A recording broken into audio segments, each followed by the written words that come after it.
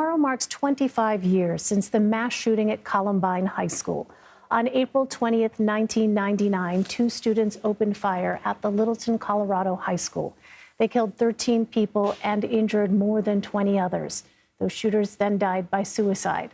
The aftermath was broadcast live on television. The attack so violent and devastating, it changed the way some schools were built and how police officers altered their response to active shootings.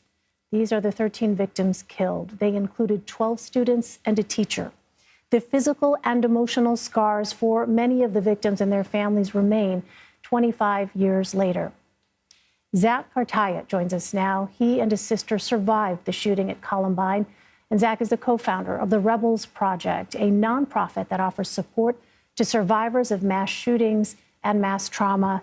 Zach, thank you so much for being with us at an especially difficult time. I want to start off just by asking, how are you doing today?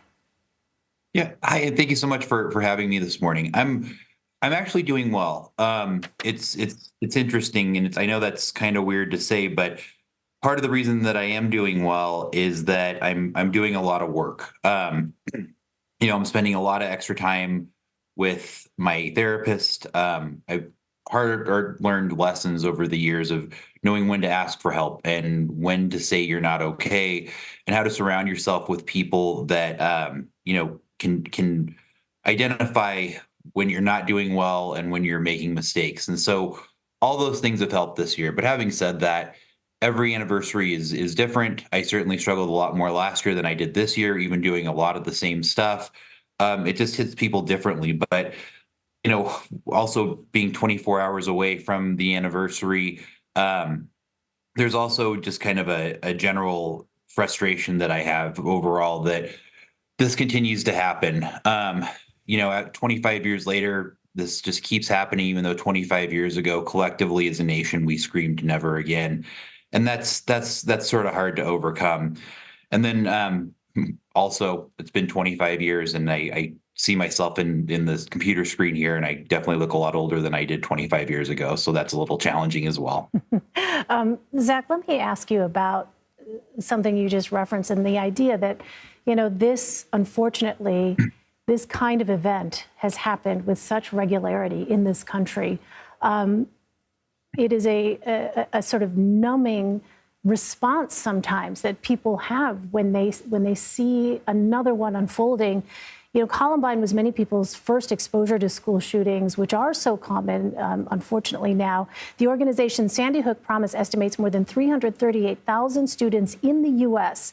338,000 students in the U.S. have experienced gun violence at a school since the Columbine shooting. Looking back, Zach, I wonder if you think there is anything that can actually be done to prevent these tragedies. Yeah, that number is just absolutely staggering and heartbreaking, unfortunately. Yeah, absolutely something can be done. It's guns. We need to do something about guns. That's the problem. And I want to be really clear. I'm not an anti-Second Amendment person. A lot of my friends are responsible and safe gun owners. They shoot for sport, they hunt. I totally understand that.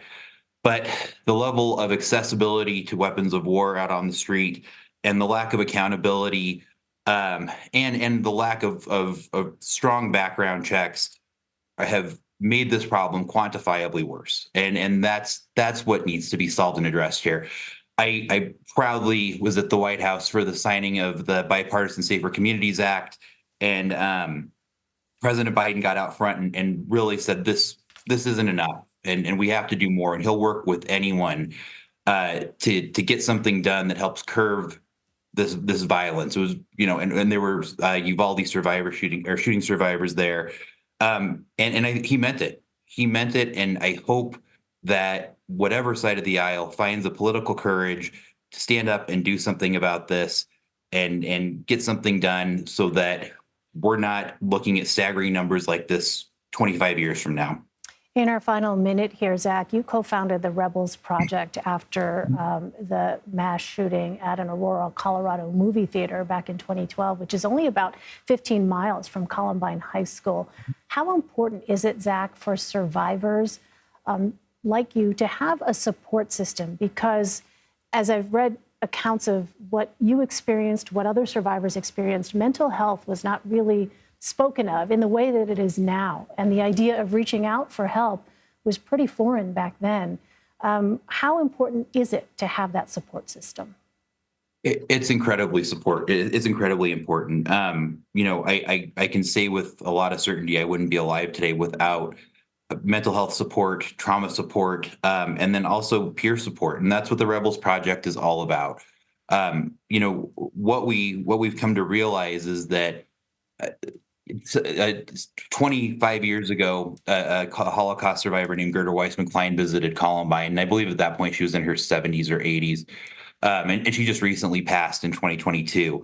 But what she found was, even though there was an age gap between these high school kids and this elderly Holocaust survivor, she found something called the commonality of suffering. They found roads together, and found ways in which they could bond and really express themselves and have some common understanding.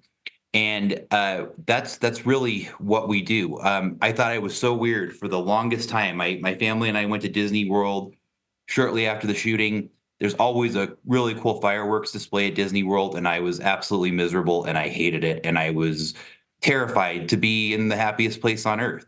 But what I've come to find out is that's really common. Those noises can take you back. There's just certain triggers that can take you back and bring you to a place that isn't where you're not okay. And so having other people who understand that, who can talk you through that, and then also encourage different ways to find a path to healing is incredibly important. So peer support, and I think true mental health support in whatever shape that takes are critical to overcoming the trauma that 338,000 people have experienced since our tragedy 25 years ago. Well, Zach Cartaya, Zach, we're so grateful to you for taking the time and sharing your thoughts and your feelings with us. And it's such essential work that you're doing with the Rebel Project to let people know that they are not alone and that there are resources available. Thank you so much, Zach. Yeah, thanks for putting me on this morning, and I appreciate it.